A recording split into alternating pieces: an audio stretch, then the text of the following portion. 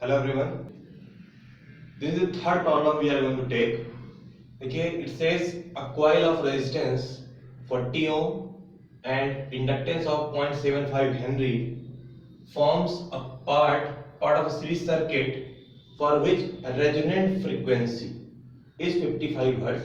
If the supply is 250 volt and 50 hertz, find the line current, power factor, power consumed, voltage across the coil. Okay तो start करने से पहले हम ये समझना चाहेंगे कि वैल्यू केवल आर और एल की दी है। देखिए आप वैल्यू किसकी दी है, आपको आर 40 और एल दी है 0.75 हेनरी, यानी आपको दो ही वैल्यू यहाँ पर गिवन है। जो गिवन है वो है आपको आर की वैल्यू दी है आपको R equals to 40 ohm and L की वैल्यू दी हुई है आपको 0.75 हेनरी। इसके अलावा जो इंफॉर्मेशन दी है वो दी है रेजोनेंट फ्रीक्वेंसी। रेजोनेंट फ्रीक्वेंसी का मतलब है कि 100% यहां पर कैपेसिटर तो होना ही है, अदरवाइज रेजोनेंस होगा ही नहीं। सो इसका मतलब हमें सी की वैल्यू नहीं पता। ये सर्किट कौन सी हुई, इसका मतलब ये सीरीज सर्किट कौन सी हुई, सीरीज आरएलसी सर्किट हुई। ठीक है, और जो इन्होंने एफआर की वैल्यू दे रखी है that is 55 hertz.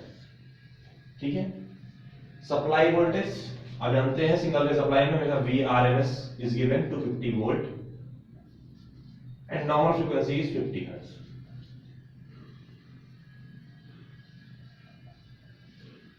Okay, now see, हमें सबसे पहले इन सारी चीजों में जो भी हमें चीजें चाहिए हो, देखिए लाइन करंट क्या होगी, हमेशा होती है I equal to total applied voltage upon total impedance of the circuit. Power factor क्या होता है आप जानते हैं, cos phi इक्वल टू क्या, R upon total impedance of the circuit R by Z। Power consumed क्या होती है आप जानते हैं, VI cos phi या VRMS IRMS cos phi। ठीक है, VRMS IRMS cos phi, या करंट जो आपकी यहां पर है उसका स्क्वायर कर दीजिए और R में ही केवल पावर कंज्यूम होती है। तो आप इससे निकालें VRMS IRMS cos phi से, या फिर आप निकालें I स्क्वायर R से, दोनों से वैल्यू सेम आनी चाहिए। वोल्टेज अक्रॉस कॉइल का क्या मतलब है, मींस I ये चाहिए into Z of RL। Coil कौन सी है, ZRL। लेकिन ये सब कुछ जानने से पहले सबसे पहले जो हमारे लिए इंपॉर्टेंट है वो है फाइंड आउट करना कि कैपेसिटर की वैल्यू क्या होगी। देखिए उसके लिए आपको यहाँ इंफॉर्मेशन दी हुई है कि 55 हर्ट्ज फ्रीक्वेंसी है एट रेजोनेंस। तो आप जानते हैं कि एट रेजोनेंस हमने जब सीरीज आरएलसी सर्किट पढ़ा था और रेजोनेंस पढ़ा था, आप वीडियो में अगर आपको नहीं याद है तो आप वापस जाकर देखें कि एट रेजोनेंस इंडक्टिव रिएक्टेंस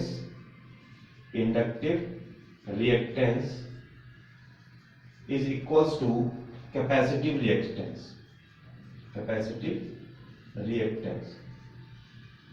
इसका मतलब XL इक्वल टू XC होता है। अगर XL इक्वल टू XC होता है तो आप जानते हैं कि वो कब होता है, जब फ्रीक्वेंसी आपकी क्या हो, FR हो। तो एट रेजोनेंट फ्रीक्वेंसी XL की वैल्यू अगर हम लिखें, क्या लिखेंगे, 2 pi FR into L equals to XC की वैल्यू क्या होती है, 1 अपॉन 2 पाई FRC। सो 1 upon 2 pi FRC। Values put कर दीजिए, यहां देखिए 2 इंटू पाई इंटू FR की वैल्यू क्या है 55 हर्ट्ज, तो 55 इंटू L की वैल्यू क्या है 0.75 equals to 1 upon 2 pi FR की वैल्यू क्या हो जाएगी 55 इंटू कैपेसिटर हमें फाइंड आउट करना है।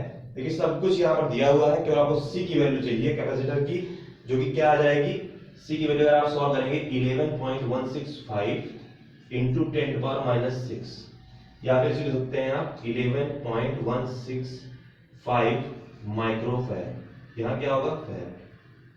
ये आती है आपकी क्या, कैपेसिटर की वैल्यू। इससे ये इंफॉर्मेशन हमें इस रेजोनेंट फ्रीक्वेंसी जो दी हुई थी उससे हमें पता चला कि सर्किट सीरीज आरएलसी है और at resonance XL equal to XC होता है। ये इंपॉर्टेंट इंफॉर्मेशन है। This is what, this is the condition of resonance. You know that this is condition of resonance. तो उसमें FR की वैल्यू पुट करने पर आपको XL इक्वल टू XC मिलता है, वहां से आपने कैपेसिटर की वैल्यू निकाल ली। नाउ अब हमें क्या निकालना है, देखिए हर जगह पर हमें क्या चाहिए, Z चाहिए। सबसे पहले हमें Z चाहिए सर्किट का। तो अब हम जितनी इंफॉर्मेशन हमें FR से चाहिए थी वो हमें मिल गई। अब हम क्या करेंगे, अब हम एट जो वोल्टेज दिया है 250 वोल्ट और 50 हर्ट्ज जो हमारी नॉर्मल फ्रीक्वेंसी है उस पर हम Z निकालने की कोशिश करेंगे। सबसे पहले आप जानते हैं कि Z क्या होता है किसी भी सीरीज RLC सर्किट में, R square plus XL minus XC का होल स्क्वायर। ठीक, ये मान लेते हैं दिस इज इक्वेशन नंबर 1। सबसे पहले हम वैल्यू निकाल लेते हैं XL माइनस XC की। Let's say XL minus XC की वैल्यू अगर हम निकालें तो XL की वैल्यू क्या होगी, 2 पाई FL माइनस 1/2 पाई FC।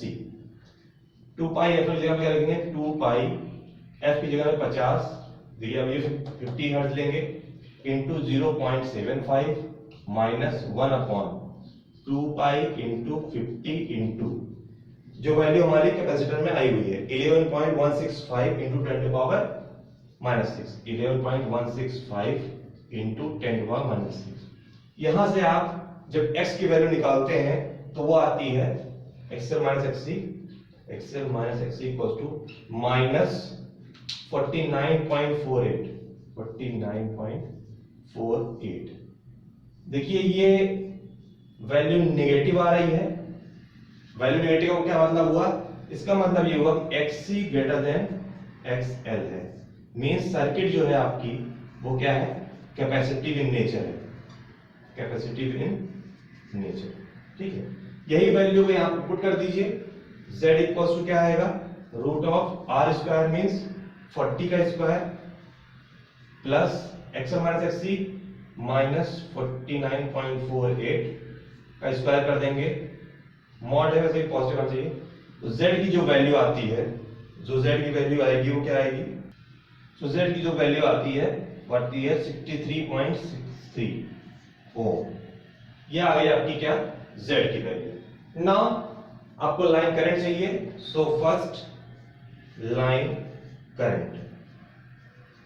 अगर आपको लाइन करंट निकालनी है, current I equals to V by Z, तो ये क्या आ जाएगा, V मींस 250 और Z मींस 63.63। ये वैल्यू आपके आ जाती है 3.93 एम्पियर। ये आ गई आपकी क्या, लाइन करंट जो आपकी सर्किट में फ्लो कर रही है। Okay, now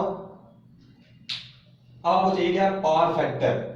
okay, so power factor निकालना है, PF से डिनोट करते हैं। सो cos phi equals to R by Z। R की वैल्यू क्या दी हुई है आपको 40, Z की वैल्यू आपने फाइंड आउट करी है 63.63। आपको जो वैल्यू मिलती है पावर फैक्टर की वो मिलती है 0.629। ब्रैकेट में आप लिखेंगे लीडिंग। क्यों लिखेंगे, क्योंकि करंट वोल्टेज से लीड करेगी। ऐसा क्यों, because this circuit is capacitive in nature. अगर कैपेसिटिव सर्किट होती है उसमें करंट हमेशा वोल्टेज से लीड करती है, इसी वजह से पावर फैक्टर के आगे हमने क्या लिखा, लीडिंग। अगर यहाँ पर XL ग्रेटर देन XC रहा होता हम लिखते लाइगिंग। ओके, इस बात का ध्यान रखेंगे। थर्ड है आपका पावर कंज्यूम निकालना है। देखिए पावर कंज्यूम निकालने के दो तरीके हैं। अगर आपको पावर कंज्यूम चाहिए, देखिए पावर कंज्यूम का जो वर्ड है इसमें इसको हम कई तरह से बोल सकते हैं। पावर कंज्यूम बोलिए, एक्टिव पावर बोलिए, रियल पावर बोलिए, ट्रू पावर बोलिए या फिर एवरेज पावर बोलिए, सारी बातें सेम है। तो P की वैल्यू क्या होगी, VI cos phi, जो जनरल टर्म है जो हमेशा यूज होता है, इससे निकालेंगे आप या फिर I स्क्वायर R से निकालेंगे। दोनों वैल्यू पुट करिए, V की वैल्यू 250 इंटू I की वैल्यू 3.93 इंटू cos phi की वैल्यू 0.629। सॉल्व करेंगे आएगा 618 वाट और I स्क्वायर R रखेंगे और 3.93 का स्क्वायर इंटू R की वैल्यू 40, तब भी आएगा आपका 618 वाट। आप दोनों से सॉल्व करें, चेक करें, आपको यही वैल्यू मिलेगी।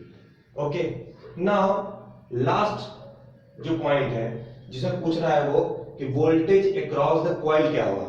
जब बात करें वोल्टेज अक्रॉस द कॉइल, इसका मतलब ZRL की बात कर रहा है, क्योंकि कॉइल जो है उसमें जो रेजिस्टेंस है वो 40 है इंडक्टेंस क्या है 0.75 हेनरी। तो हम लिखेंगे क्या, ZRL क्या हुआ, ZRL हुआ आपका R square plus XL square का अंडर रूट। ठीक है, उसमें C नहीं लेंगे आप, क्या रखेंगे I into root of R square plus XL का स्क्वायर। यही क्या होगा आपका VRL, voltage across the coil. ठीक, तो वोल्टेज अक्रॉस द कॉइल अगर आप लिखते हैं फोर्थ वन VRL, वो हो जाएगा आपका I into ZRL। ZRL value put कर दीजिए I into root of R square plus XL का square. Okay, I into R, I की वैल्यू पुट करिए 3.93, R स्क्वायर मीन्स 40 का square plus XL means 2 into pi into 50 into L 0.75 का whole square. और इसको solve कर लीजिए। Solve करने में जो वैल्यू आपकी आती है VRL की, वो VRL आता है आपका 9 to 9.8 वोल्ट। क्या आता है आपका, सॉरी 939 पॉइंट वैल्यू आती है आप, जो VRL की वैल्यू आती है आपकी वो आती है 939.2 वोल्ट। ओके, सो आप देख सकते हैं यहां पर कि कॉइल में वोल्टेज का मैग्निफिकेशन हुआ है। देखिए वोल्टेज यहां पर क्या हुआ है, मैग्नीफाई हुआ है। ठीक है, जो आप हमेशा चेक करते हैं क्वालिटी फैक्टर के थ्रू इन सीरीज एलिमेंट्स। सो ये पूरा क्वेश्चन था about series RLC circuit.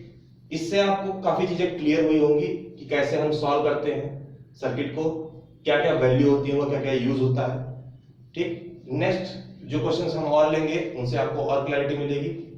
Thank you so much, stay with us.